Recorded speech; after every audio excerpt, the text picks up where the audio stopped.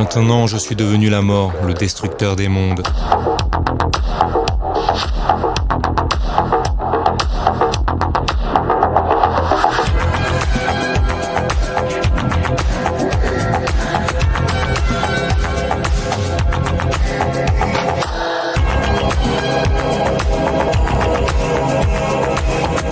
Bienvenue à tous pour cette session que nous appelons « Réécrire les gènes humains ». Le pouvoir génétique est la force la plus impressionnante que la planète ait jamais connue. Nous ressemblons à un enfant qui a trouvé le pistolet de son père. L'utilisateur de Twitter Holoson a écrit un fil glaçant intitulé « L'IA n'est pas artificielle ». Il explique une perspective sur la technologie qui est complètement absente dans le monde moderne et qui est essentielle pour comprendre pourquoi il y a quelque chose à craindre. Toute technologie provient de super-intelligences démoniaques, enseignées aux humains pour faciliter notre destruction. Cette connaissance est transmise de différentes manières, mais la principale est celle des rêves. Les trans sont également fréquents. Dans ces états, l'esprit s'ouvre à l'autre côté et l'information est transmise.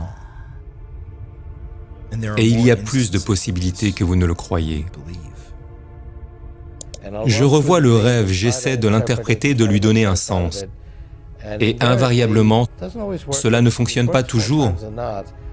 Mais le plus souvent, j'ai un nouvel aperçu et peut-être une toute nouvelle idée sur la question. Il m'est arrivé de me lever et de rédiger la demande de brevet pour une invention qui avait été découverte de cette manière. Ainsi, pendant la journée, je ne fais que mettre en œuvre les décisions de mes rêves. En 1996, Larry Page a fait un rêve dans lequel il voyait une immense pièce remplie de toutes les informations du monde entier, toutes sauvegardées dans des armoires métalliques. Il avait une vision de l'avenir. En 1869, Dimitri Mendeleïev est tombé dans un état de transe où les différents éléments se sont disposés sous ses yeux. Il a organisé les éléments de la manière dont ils apparaissent aujourd'hui dans le tableau périodique. En 1984, Steve Jobs sort le premier ordinateur Macintosh, dont le logo de l'entreprise est loin d'être subtil. Pour $666,66. Dans le passé, il a commenté, je cite, « Nous avons eu de l'aide », en se référant au développement de la technologie, et a souvent utilisé le LSD pour induire des états de transe pendant le développement de l'entreprise. L'ADN était une vision d'un escalier en colimaçon comme celui que Jacob a vu menant au paradis. L'atome de Bohr a été imaginé dans un état de rêve.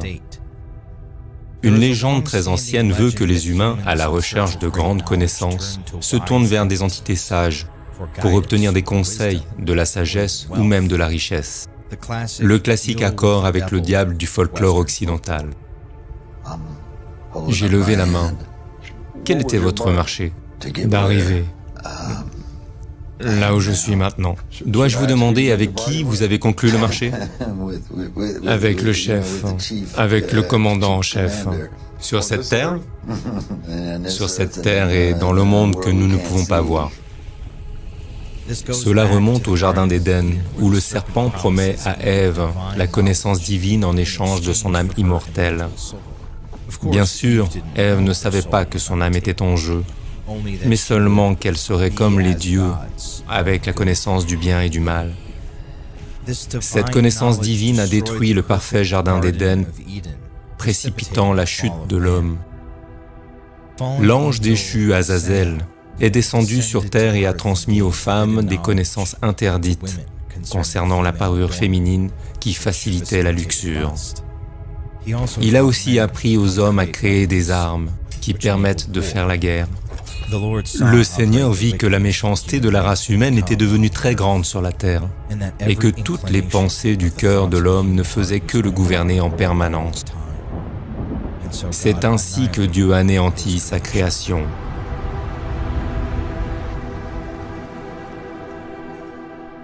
La révolution industrielle a eu un effet similaire sur l'humanité dans son ensemble.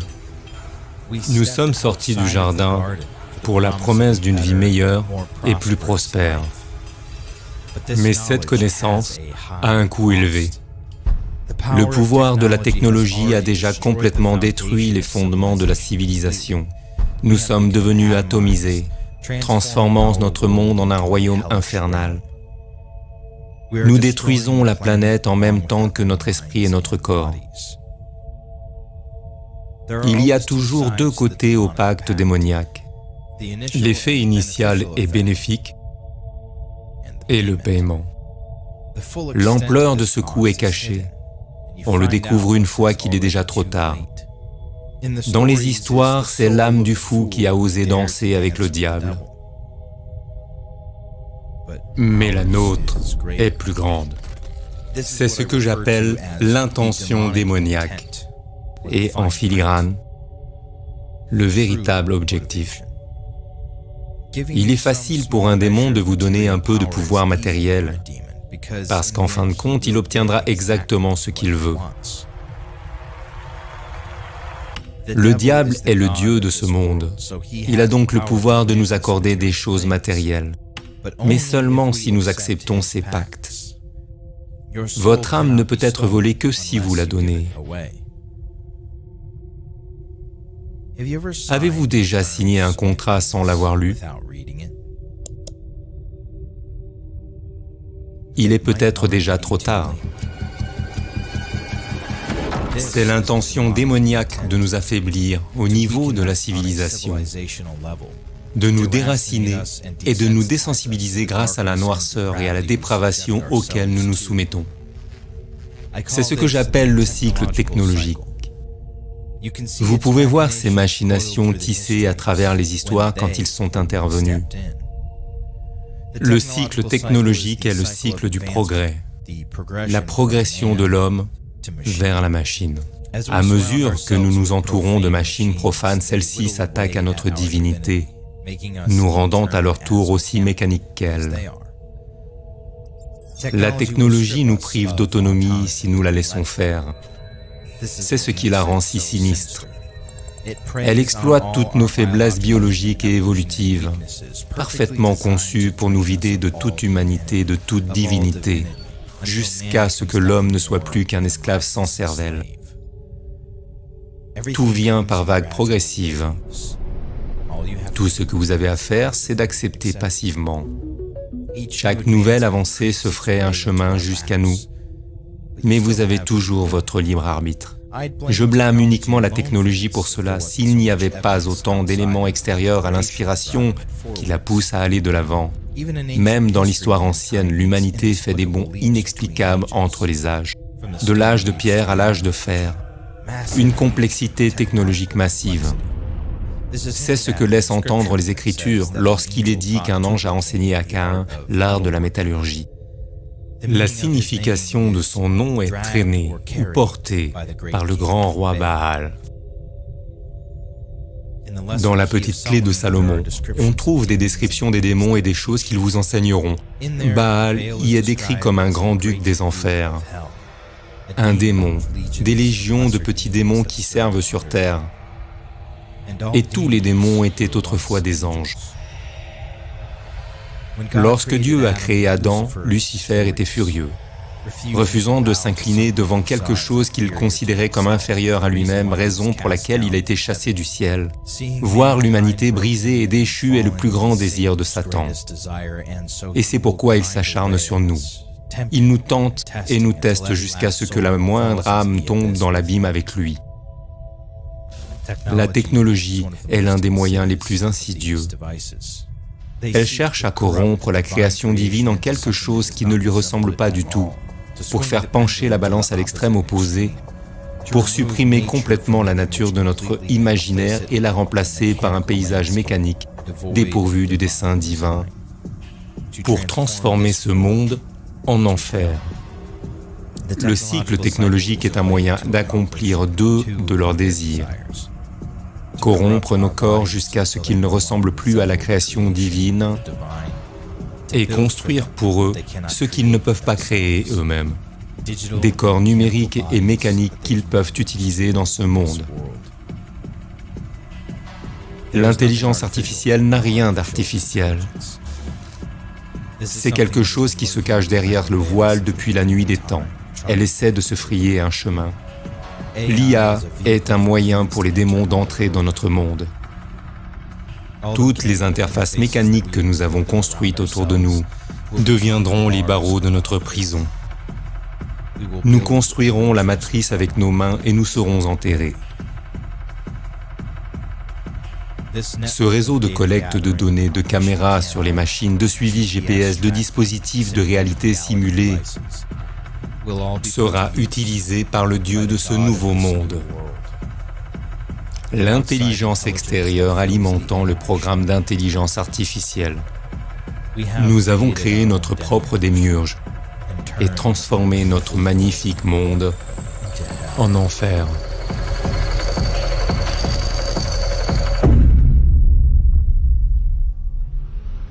Nous ne respectons pas la recherche et la découverte scientifique comme nous le devrions. Nous devons également être attentifs aux dangers équivalents et opposer que la politique publique ne devienne pas elle-même captive d'une élite scientifique et technologique. En 1961, le président Eisenhower a mis en garde la nation contre la montée d'un complexe militaro-industriel. L'homme n'a pas tenu compte de son avertissement. Est-il maintenant trop tard pour tenir compte de ce deuxième avertissement? Ou sommes-nous devenus captifs des élites scientifiques et technologiques? La science, la science, la science et la science. Sur presque tous les sujets que vous pouvez citer, la science est la réponse. Il y a un certain climat d'anti-science dans ce pays. Pour l'instant, les gens ne devraient pas s'inquiéter. Il n'y a aucune raison de se promener avec un masque. Ce soir, le CDC affirme que le double masque offre une meilleure protection contre le Covid-19. À partir de ce mercredi, nous allons adopter les nouvelles directives et réglementations du CDC sur les masques et la distance sociale. Masques et écrans, séparation du sol au plafond. Les enseignants doivent toujours trouver un moyen de faire leur travail, même dans les circonstances les plus étranges. Le CDC affirme désormais que les données scientifiques permettent de réduire l'espace minimum recommandé entre les élèves, à condition que chacun porte un masque bien ajusté. Prenez une part de pizza froide et un élastique très épais. Et voilà! La femme de l'Ohio, qui a été tasée lors d'un match de football d'une école secondaire après avoir refusé de porter un masque, a été arrêtée et accusée d'intrusion. On me reproche d'avoir essayé de respirer. Venez. Oh, ça va. Ne faites pas... Oh, ne faites pas ça. Un homme a été menotté dans les tribunes parce qu'il ne portait pas de masque. Ils ont attrapé par le cou une femme qui ne portait pas de masque. C'était un homme en mouvement. Vous l'inculpez? Avec une mise en garde du ministre de la Santé qui a interdit les bains de soleil dans les lieux publics et qui menace d'un éventuel renforcement des mesures sans pour autant le préciser. Alors que les plages fréquentées et les parcs bondés peuvent sembler constituer un risque de Covid, il n'y a pas eu un seul cas de transmission en plein air depuis le début de la pandémie.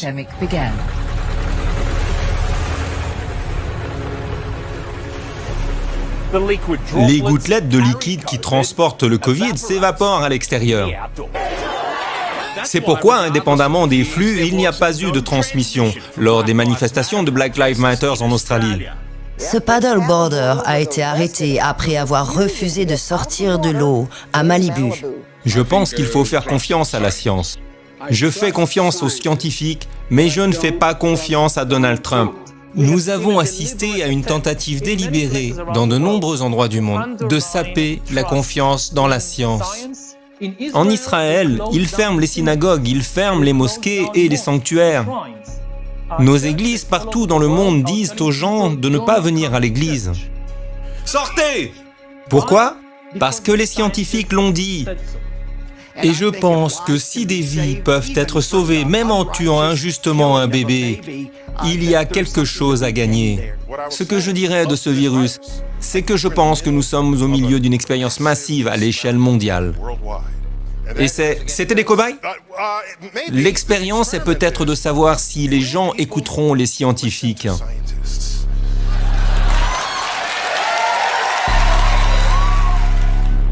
Ce que les scientifiques nous disent aujourd'hui, c'est que la menace d'une ère glaciaire n'est plus aussi lointaine qu'on le pensait.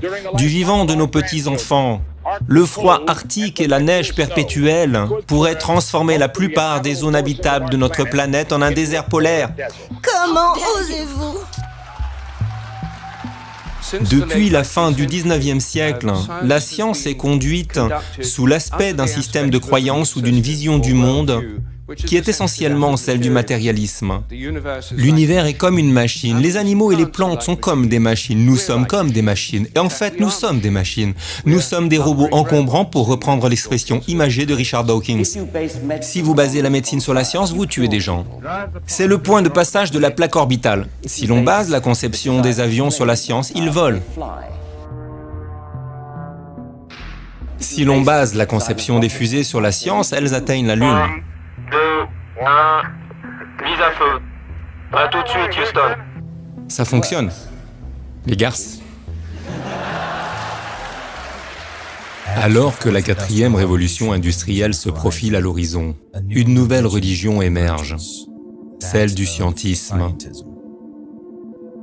Sous couvert de matérialisme et d'athéisme, les prophètes de ce nouveau credo crient sur la place publique l'avènement de l'ère du transhumanisme, où l'homme deviendra enfin semblable à Dieu. Lorsque Yuval Noah Harari a publié son premier livre, Sapiens, en 2014 sur l'histoire de l'espèce humaine, il est devenu un best-seller mondial. Il a transformé le professeur d'histoire israélien peu connu en l'un des écrivains et penseurs les plus populaires de la planète. Mais lorsque nous avons rencontré Harari à Tel Aviv cet été, ce n'est pas le passé de notre espèce qui l'a préoccupé, c'était notre avenir. La vie est sur le point de sortir du domaine limité de l'organique et de se répandre dans l'immensité de l'inorganique. Nous sommes sur le point de créer les premières formes de vie inorganique, après 4 milliards d'années d'évolution. Et dans le processus, notre espèce, l'Homo sapiens, risque de disparaître. Non pas parce que nous nous détruirons, mais parce que nous nous modifierons et évoluerons vers quelque chose de très différent. Au XXIe siècle, il s'agira d'essayer de contrôler le monde à l'intérieur de nous, d'apprendre à concevoir et à produire des corps, des cerveaux et des esprits. Ce seront probablement les principaux produits de l'économie du XXIe siècle. Dans les décennies à venir, l'air et la biotechnologie nous donneront des capacités divines pour réorganiser la vie, et même pour créer des formes de vie complètement nouvelles. La grande question politique et économique du XXIe siècle sera alors « Pourquoi avons-nous besoin de l'homme » ou du moins « Pourquoi avons-nous besoin de tant d'humains » La réponse se trouve-t-elle dans le livre? Pour l'instant, la meilleure idée que nous ayons, c'est de les rendre heureux avec des drogues et des jeux vidéo. Mais cela ne semble pas être un avenir très attrayant.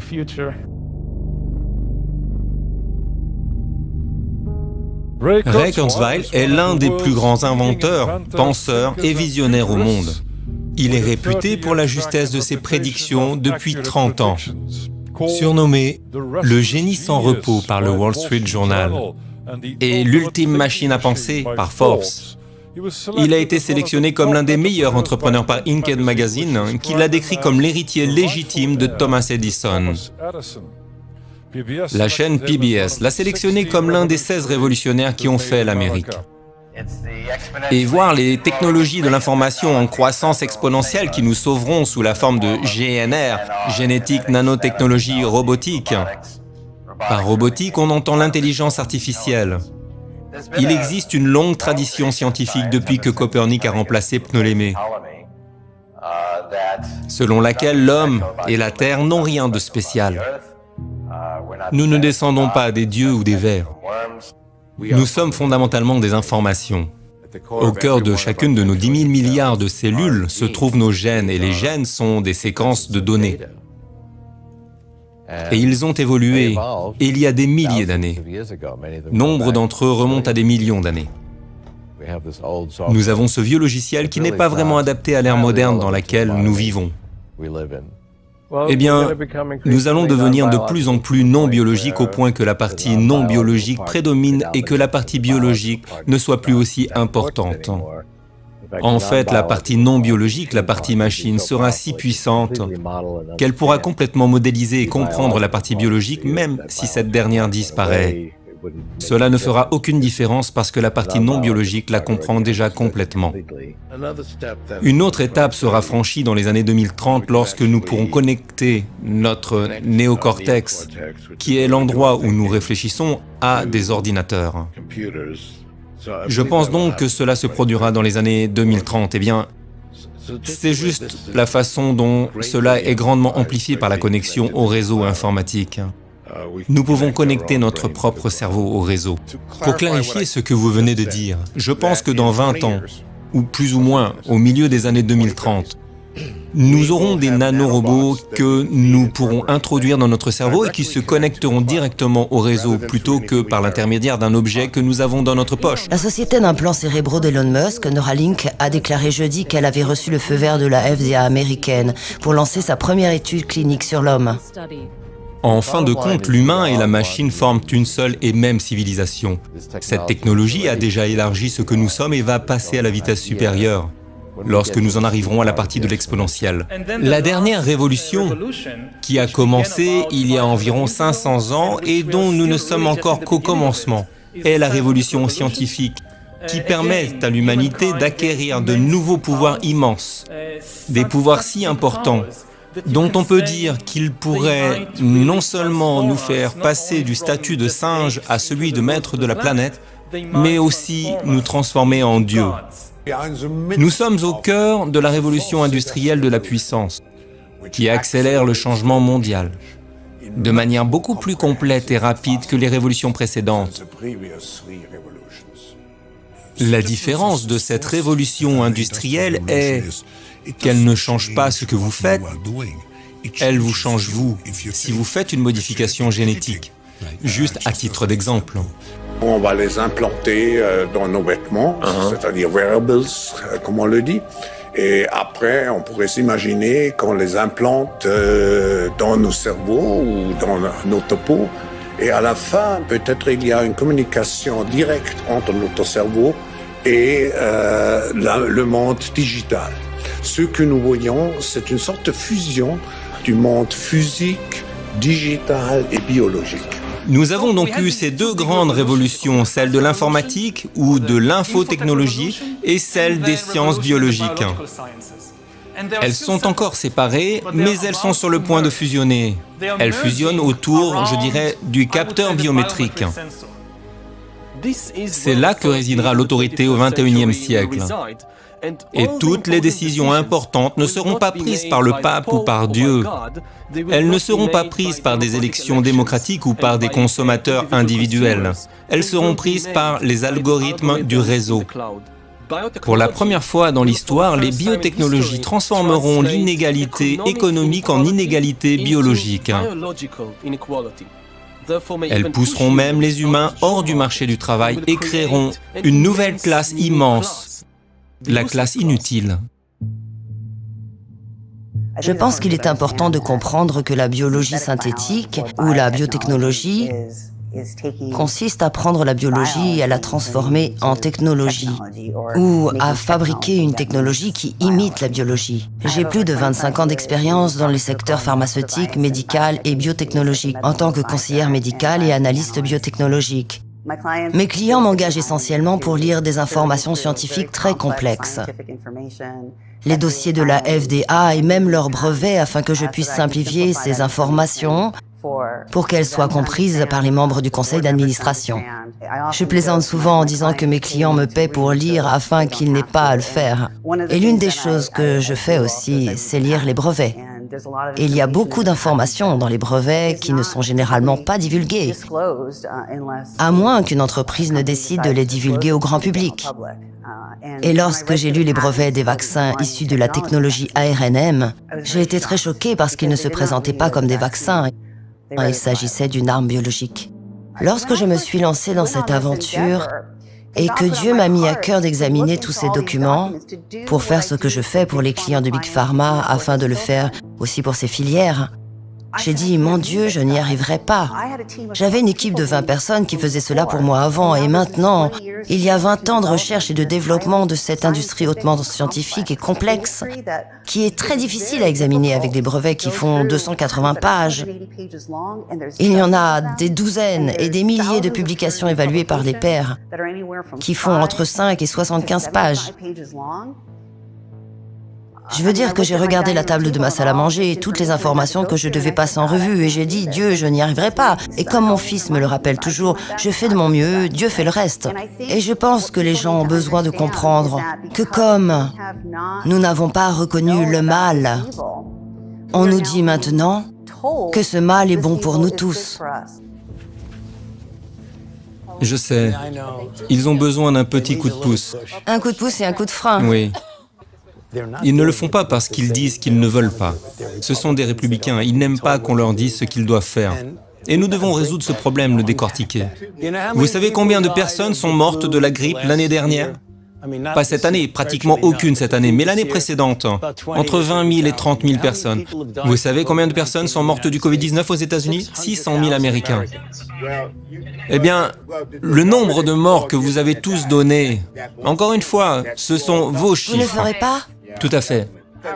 Parce que lorsqu'on commence à parler de payer les gens pour qu'ils se fassent vacciner, lorsqu'on commence à parler d'inciter les gens à se faire vacciner, il y a quelque chose d'autre qui se passe avec ça.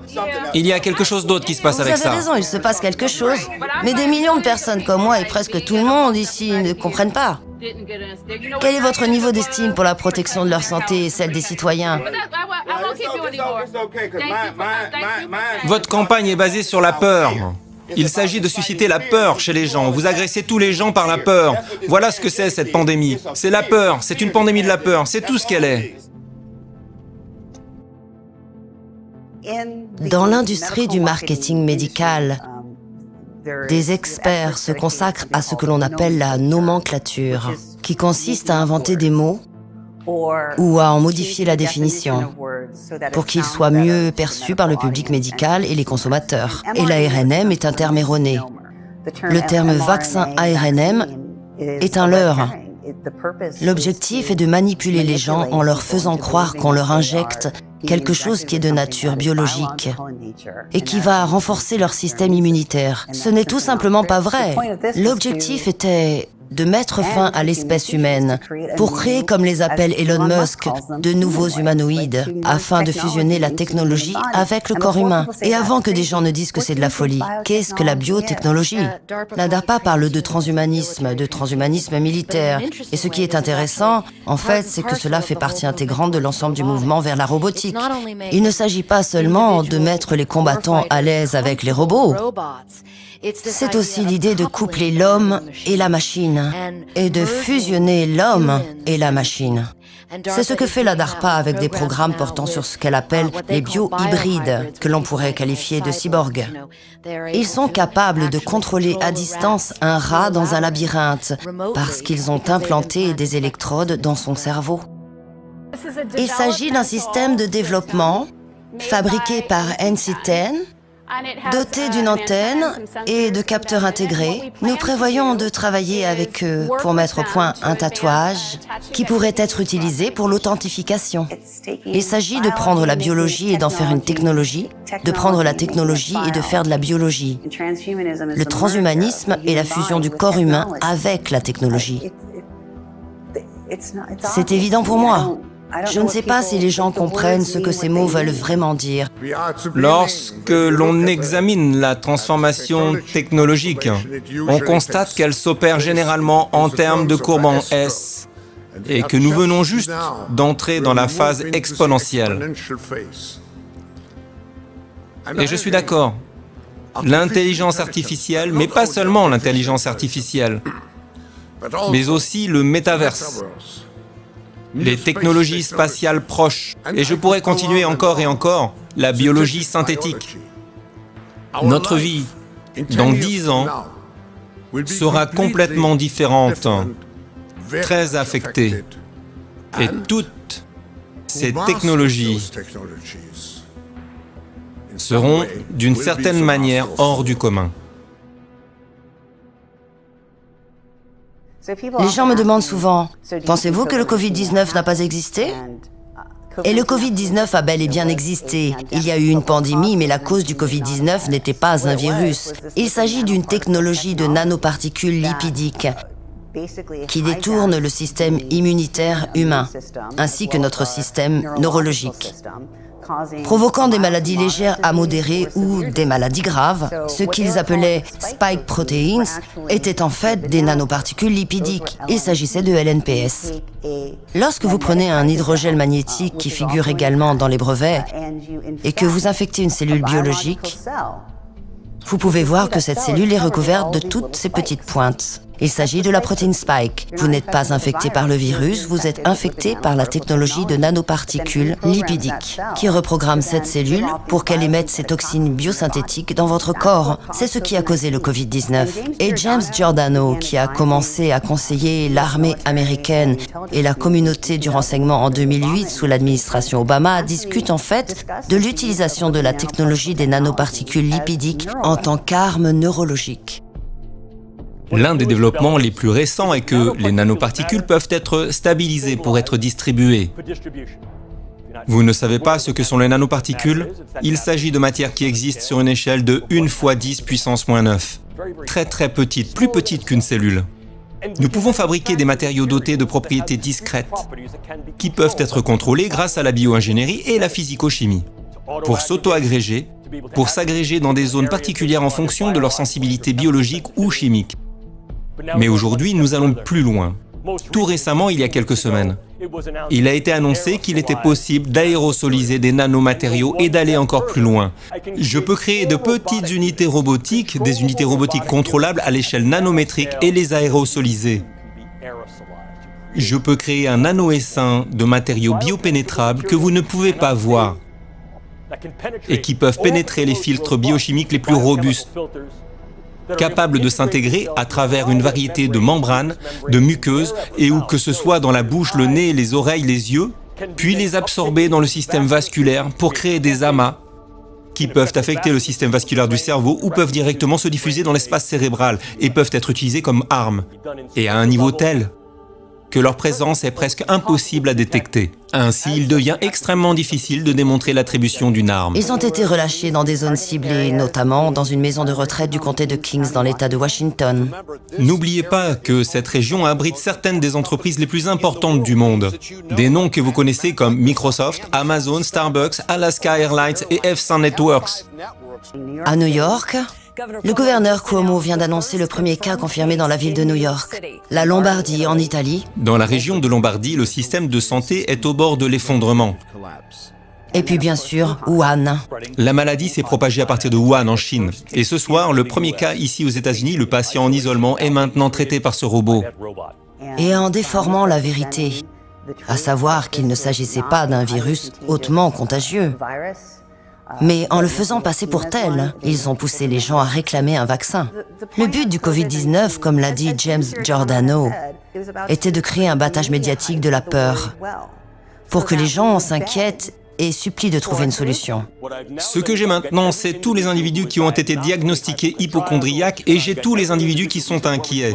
Eh bien, ils inondent le système de santé publique, ils frappent à la porte. Les gens ont été trompés à tous les niveaux du gouvernement. Les gens ont également été trompés dans les armées du monde entier. Les hommes et les femmes qui servent dans notre armée, dans le monde entier, le font parce qu'avant de détruire, Satan doit tromper. En effet, en 2002, l'Université de Caroline du Nord à Chapel Hill a breveté, je cite, « un clone infectieux de coronavirus dont la réplication est défectueuse ».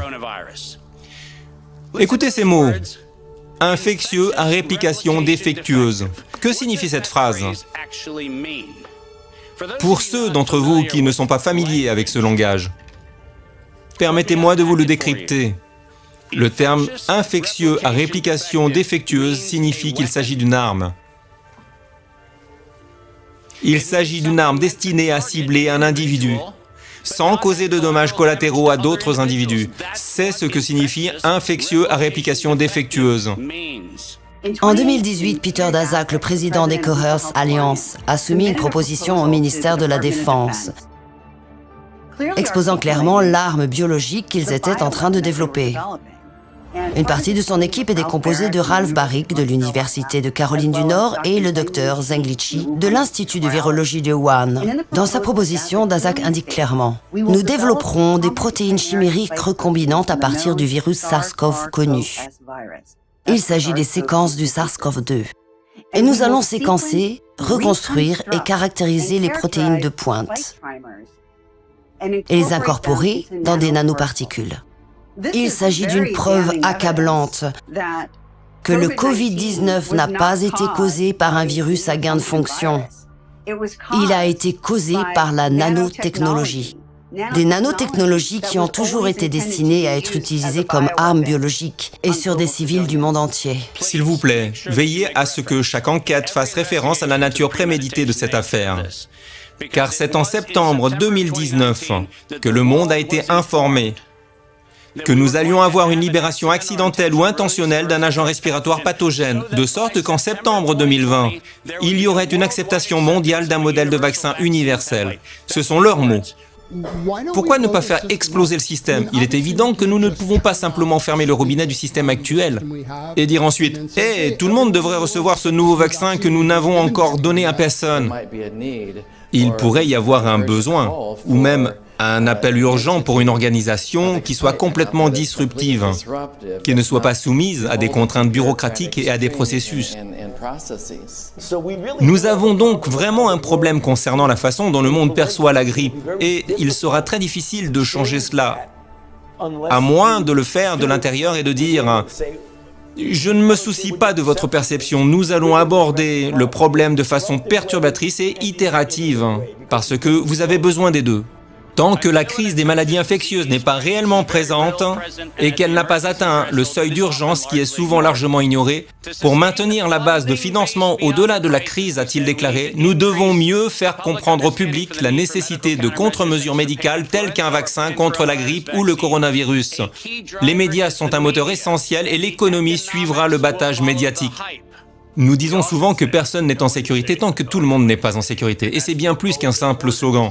Personne n'est en sécurité. Personne n'est en sécurité. Personne n'est en sécurité. Personne n'est en sécurité. Nous ne serons jamais vraiment en sécurité. Personne n'est en sécurité tant que tout le monde n'est pas en sécurité. Le monde entier n'est pas en sécurité si aucun d'entre nous ne l'est. Personne n'est en sécurité. Personne n'est en sécurité. Personne n'est en sécurité. Personne n'est en sécurité tant que tout le monde n'est pas en sécurité. Personne n'est en sécurité. Personne n'est en sécurité tant que tout le monde ne l'est pas. Personne n'est en sécurité. Personne n'est en sécurité. Parce que personne n'est en sécurité tant que tout le monde n'est pas en sécurité. 7 mois avant le soi-disant patient numéro 1, 4 demandes de brevets de Moderna ont été modifiées pour inclure l'expression « libération accidentelle ou intentionnelle d'un agent respiratoire pathogène » afin de justifier la fabrication d'un vaccin pour une chose qui n'existait pas.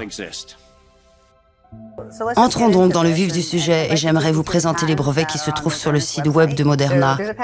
Il y a un brevet intitulé « Polynucléotides modifiés pour la production de protéines sécrétées ».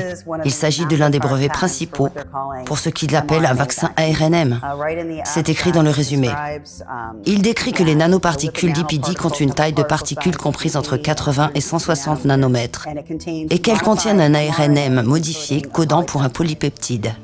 Il comprend un lipide cationique, un lipide neutre, un cholestérol et un lipide pégylé. Ce qu'ils appellent des lipides hébergent en fait des charges cationiques. Ils hébergent des champs électromagnétiques positifs. Il n'existe aucun lipide dans la nature qui fasse cela. Ils utilisent le terme lipide au lieu de nanotechnologie. En parcourant le brevet de l'article 219, on apprend qu'il s'agit de nanoparticules auto-assemblées et qu'elles sont entièrement programmables.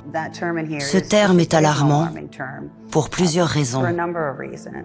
L'une d'entre elles est que ces nanoparticules sont à la fois préprogrammables et capables de recevoir des programmes d'une source externe. Microsoft a réalisé une vidéo de 3 minutes sur sa technologie. Ils les appellent des ordinateurs biologiques. Imaginez un monde où nous pourrions faire des calculs à l'intérieur de cellules vivantes. Le problème que nous essayons de résoudre est celui d'un diagnostic plus sophistiqué qui peut se produire automatiquement à l'intérieur des cellules. Imaginez un ordinateur biologique fonctionnant à l'intérieur d'une cellule vivante. Le type de travail qu'ils effectuent consiste essentiellement à essayer de détecter, analyser et de contrôler l'information moléculaire. Dans ce projet, nous essayons d'utiliser l'ADN comme matériau programmable. L'ADN est hautement programmable, tout comme un ordinateur. Nous pouvons programmer toute une série de comportements complexes à l'aide de molécules d'ADN. Il y a donc un brevet spécifique que je pense très important à connaître pour chaque citoyen américain.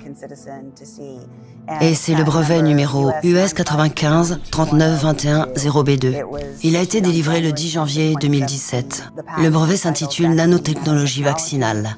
Et à la section 9, il traite de la nanotechnologie vaccinale qui peut délivrer des molécules dans certains cas, la petite molécule étant une toxine. La toxine provient d'une arme chimique, un agent de guerre biologique.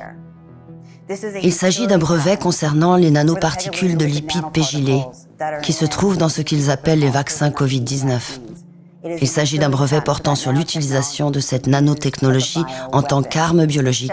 Pfizer a donc conclu un contrat avec le ministère de la Défense, l'armée américaine, en juillet 2020. Et le contrat portait sur la fabrication d'un vaccin capable de fournir une protection contre la menace du SARS-CoV-2 et les coronavirus apparentés. L'objectif était donc de créer un vaccin ARNM qui protégerait contre l'infection SARS-CoV-2 et les variants. Mais en parcourant ce contrat sous la section de contrôle de la chimie de fabrication, il précise le processus de fabrication. Une grande partie est masquée concernant la formulation des nanoparticules lipidiques. Ils expliquent que les nanoparticules lipidiques doivent respecter les bonnes pratiques de fabrication et ne doivent donc pas être contaminées. En 2017, la FDA a publié un guide intitulé « Classement des produits en tant que médicaments et dispositifs », dans lequel elle classe les nanoparticules. Elles sont classées comme dispositifs parce qu'elles peuvent remplir leurs fonctions à l'intérieur du corps humain, sans dépendre de réactions chimiques à l'intérieur du corps humain. À mesure que vous avancez dans le contrat, dans le cadre du développement de la fabrication que Pfizer va décrire, il est dit que le processus de fabrication du vaccin doit être conforme à la loi sur la protection des consommateurs en matière d'alimentation et de médicaments, titre 21 351 A2B. C'est alarmant, car le 21 US code 351 A2B définit les bonnes pratiques de fabrication pour les dispositifs. Plus précisément, le terme dispositif désigne un instrument, un appareil, une machine ou un engin destiné à affecter la structure de toute fonction du corps d'un homme ou d'un autre animal et qui n'atteint pas son objectif principal par une action chimique à l'intérieur du corps. Pfizer doit donc respecter les pratiques de fabrication des dispositifs électromagnétiques dans le cadre de son contrat pour l'opération Warp Speed. Personne n'a été informé qu'on lui avait injecté des dispositifs électromagnétiques. Les médecins de Comusav International au Mexique ont confronté leur scepticisme aux allégations concernant les propriétés électromagnétiques du vaccin. Ils ont effectué une série de tests et leurs résultats ont été tout simplement terrifiants.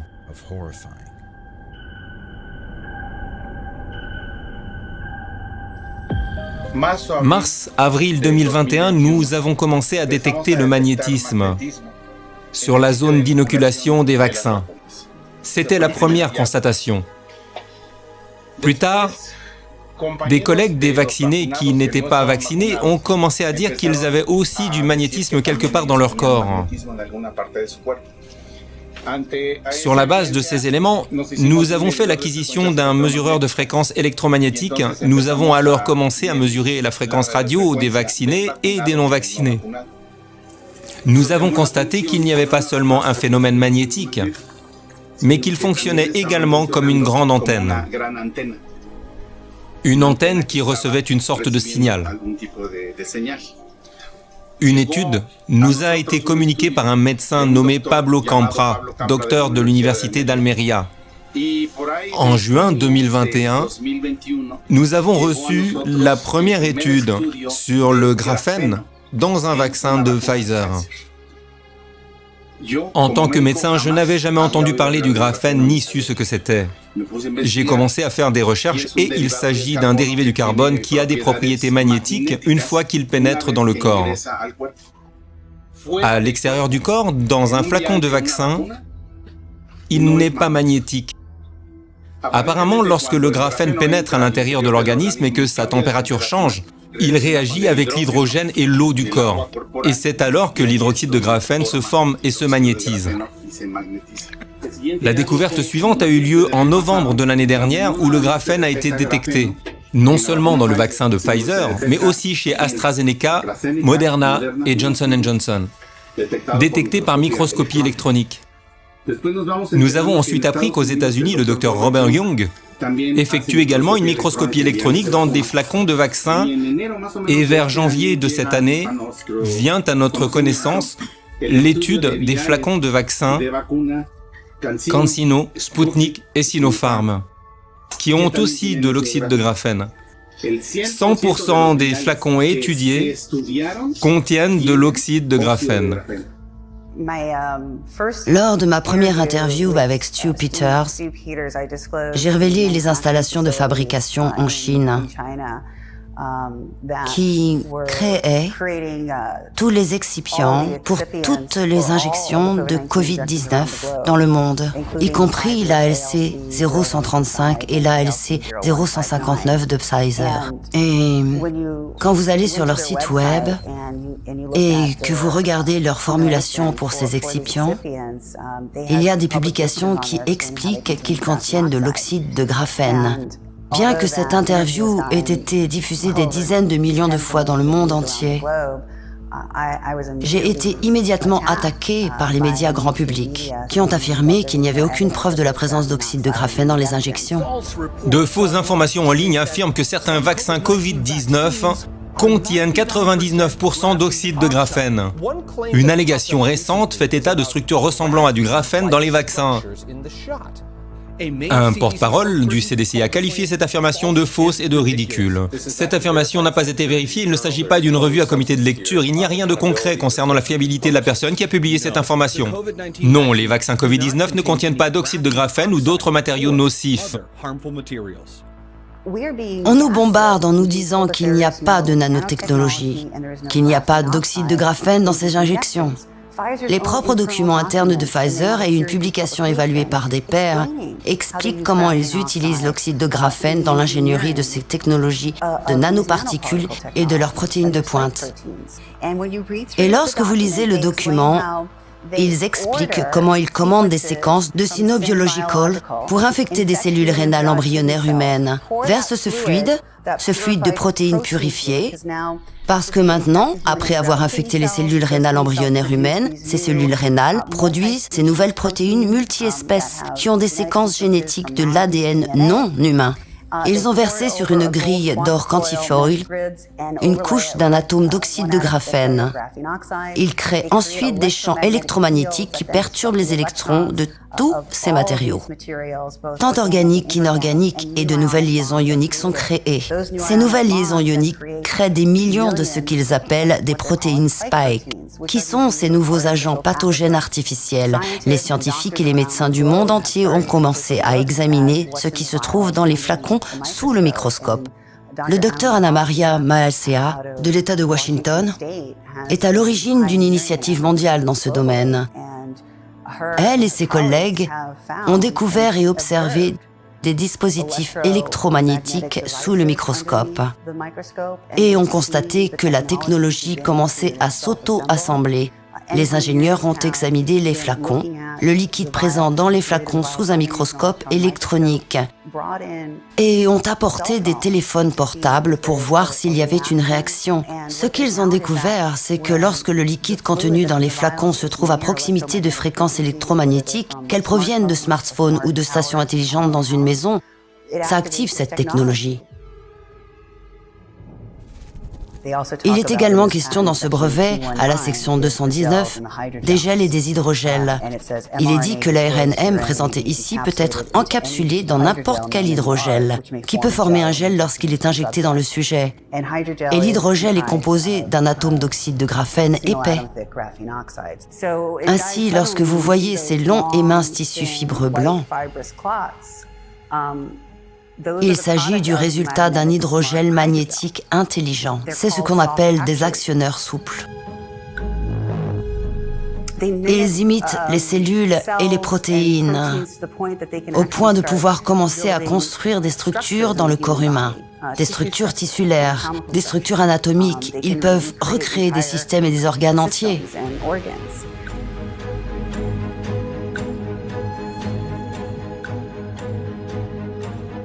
L'hydrogel est composé d'oxyde de graphène d'une épaisseur d'un seul atome.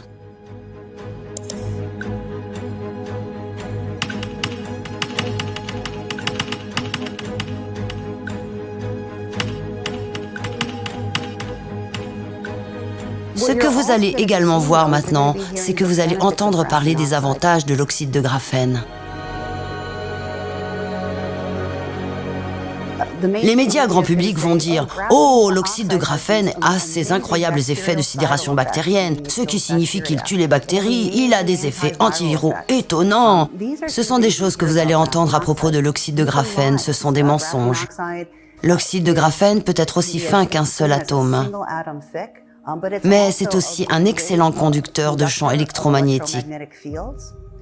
Lorsqu'il a été fusionné avec ses protéines non humaines, Pfizer l'a fait à Groton dans le Connecticut et a fusionné l'oxyde de graphène, qui est un conducteur électromagnétique, avec des protéines biologiques, et ils ont créé ces nouveaux agents synthétiques.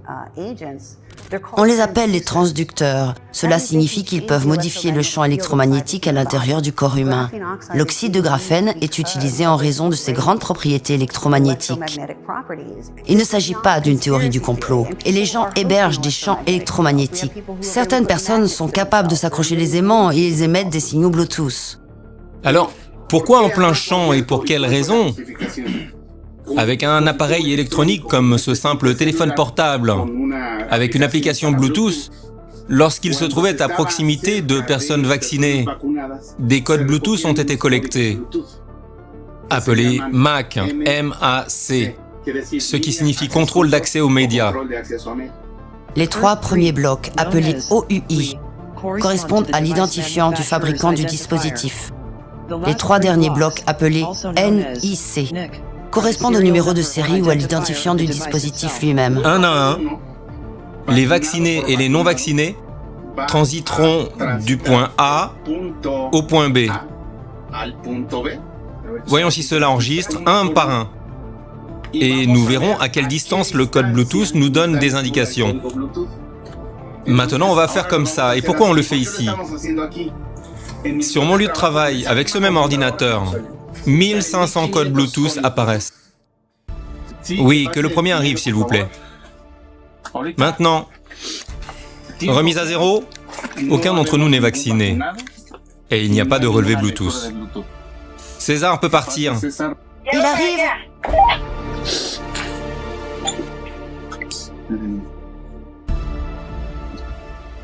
Est-ce que c'est prêt pour la lecture? Oui. Celui-ci est lu tout de suite. Ah oui, voyons voir. Bien, donc, code D. D comme Dedo, 9, 36, 54, F comme Foco, D comme Dedo, 99, 52.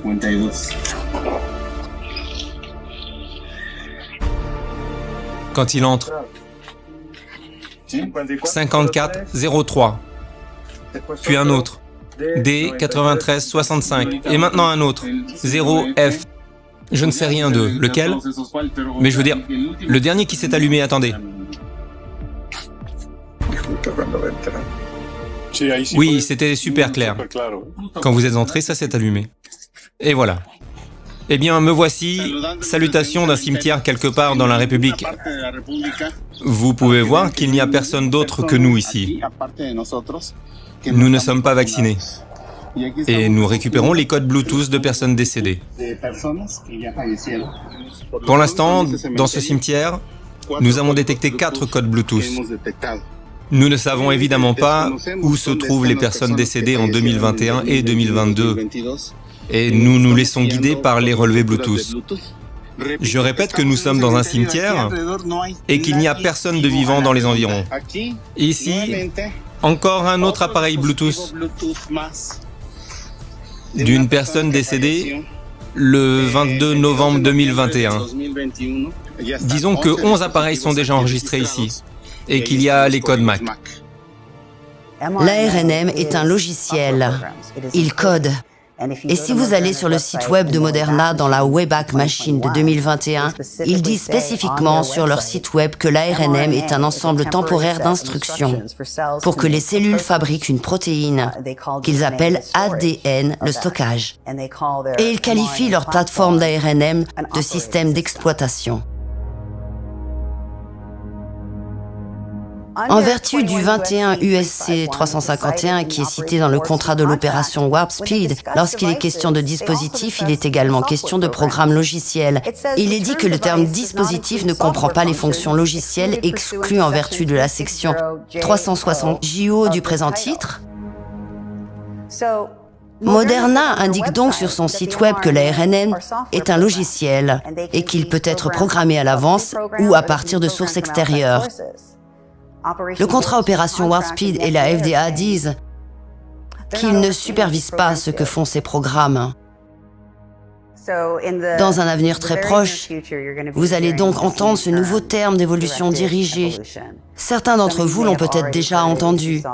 Si vous avez vu la vidéo de Projet Veritas sur Jordan Walker, qui était le directeur de la recherche scientifique sur l'ARNM chez Pfizer... Mais l'évolution dirigée est très différente. L'évolution dirigée? L'évolution dirigée. L'évolution dirigée, d'accord. Eh bien, je veux dire, est-ce que c'est ce que c'est? Peut-être, je ne sais pas. On n'est pas censé faire de la recherche sur le gain de fonction avec les virus. Ils préfèrent que nous ne le fassions pas, mais nous faisons ces mutations de structures sélectionnées pour essayer de voir si nous pouvons les rendre plus puissants. Des recherches sont donc en cours à ce sujet. Je ne sais pas comment cela va fonctionner. Il vaudrait mieux qu'il n'y ait plus d'épidémie, Seigneur. Et cela a attiré l'attention du lieutenant-général Kirillov, qui est le chef russe de la guerre nucléaire et biologique.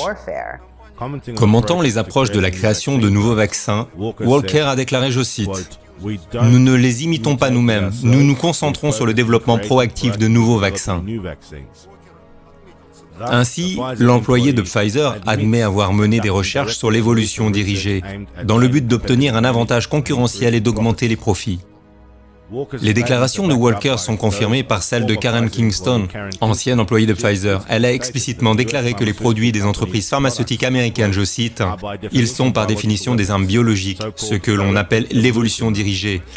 Des changements qui peuvent ou non prendre des dizaines ou des centaines d'années dans la nature et pour créer des virus artificiels, avec un risque plus élevé d'infecter les humains. » Mais il ne s'agit pas de virus. Il s'agit de l'évolution dirigée et du contrôle de l'évolution de l'espèce humaine.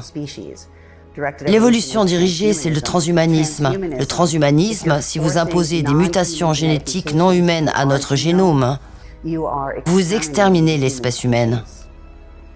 Elle a été décrite comme une plateforme de technologie d'armes biologiques en 2005. Et à partir de 2005, il s'agissait en fait d'un agent permettant de mener une guerre biologique. C'est la classification officielle à partir de 2005. Je ne sais pas si cela ressemble à de la santé publique pour vous. Est-ce le cas? Technologie permettant la guerre biologique. Cela ne ressemble pas à de la santé publique, cela ne ressemble pas à de la médecine. Cela ressemble à une arme, conçue pour éliminer l'humanité. C'est ce que l'on comprend, et ça ressemble à cela parce que c'est exactement ce que c'est. L'évolution dirigée a pour but d'exterminer l'espèce humaine. C'est la définition de la guerre biologique. À cause de leur soif de pouvoir, les dirigeants de ce monde sont condamnés à reproduire les péchés de leurs pères. À l'époque de Noé, ils ont contaminé le patrimoine génétique. Mais aujourd'hui, leur orgueil démesuré a augmenté le corps même de l'œuvre de Dieu. Sur une échelle de temps historique, nous sommes très proches d'une énorme et rapide transformation sans précédent de la vie humaine dans le monde. Dans 20 ans, ils auront la taille de cellules sanguines et vous n'aurez pas besoin d'intervention chirurgicale. Ils seront simplement introduits dans le cerveau par la circulation sanguine, des dispositifs robotiques dans la circulation sanguine dans le cerveau, et ils mettront notre néocortex, qui est la partie de notre cerveau où nous pensons, sur le réseau, connecté au réseau. Les animaux et les plantes génétiquement modifiées sont en train de voir le jour. Cela nous met tous face à une énorme responsabilité, celle d'examiner attentivement les conséquences involontaires. et les effets escomptés d'une percée scientifique. Je vous remercie.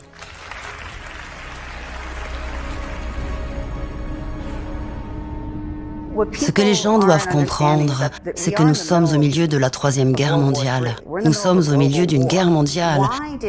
Pourquoi toutes les nations du monde ont-elles décidé de verrouiller leur pays, d'assigner leurs civils à résidence comme s'ils avaient été envahis par un ennemi étranger, de mettre en place des règles que l'on retrouve dans les camps de prisonniers afin de provoquer une détresse émotionnelle et mentale?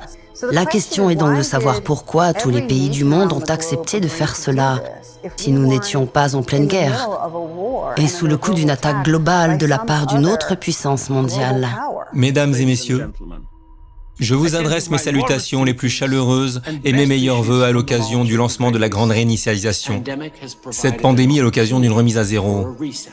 C'est l'occasion d'accélérer les efforts que nous avons déployés avant la pandémie pour réimaginer des systèmes économiques qui répondent réellement aux défis mondiaux tels que l'extrême pauvreté, l'inégalité et le changement climatique.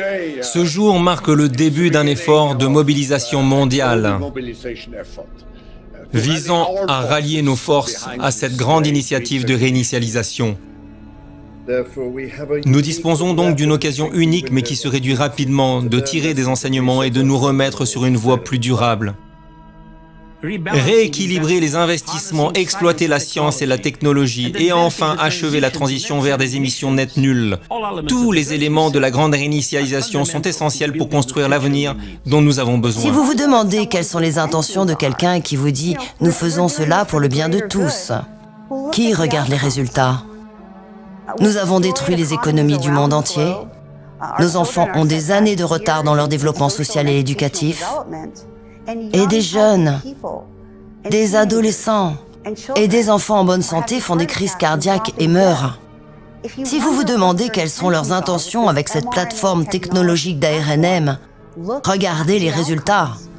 Si nous ne reconnaissons pas qu'il y a le mal dans ce monde, nous allons être anéantis à la hauteur exacte de notre naïveté. Fellow Farnsworth n'a jamais autorisé son invention à entrer dans sa propre maison. Pas plus que Steve Jobs. Kalachnikov a regretté sa machine à tuer. Alfred Nobel, l'inventeur de la dynamite, a créé le prix Nobel de la paix pour compenser les destructions causées par son invention. Harvey Wright a pleuré la destruction que ses ailes ont apportée au monde. Oppenheimer est devenu la mort elle-même. Et le père de l'IA a quitté Google pour mettre en garde contre les dangers à venir de sa création. Nos scientifiques ont fait des choses que personne n'a jamais faites auparavant. Oui, mais vos scientifiques étaient tellement préoccupés par la question de savoir s'ils pouvaient ou non qu'ils n'ont pas réfléchi à la question de savoir s'ils devaient le faire. Dans leur orgueil, les constructeurs de la tour de Babel tendirent le bras vers le ciel pour faire la guerre aux divins et renverser Dieu. Et rien de ce qu'ils avaient imaginé ne leur était interdit. Alors Dieu a confondu leurs langues. Mais aujourd'hui, les bâtisseurs de ces nouvelles tours se moquent bien de savoir à qui ils font la guerre, pourvu qu'ils deviennent semblables aux dieux, qu'ils prétendent ne pas exister. Mais si l'histoire a clarifié quelque chose, c'est que les esprits responsables de ces révolutions technologiques regretteront bientôt ce qu'ils ont fait. Mais d'ici là, il sera alors trop tard. La boîte de Pandore est maintenant ouverte et son contenu a explosé dans ce monde sous l'influence de ces hommes et de ces esprits qui se méprisent entre eux et qui méprisent leur Créateur.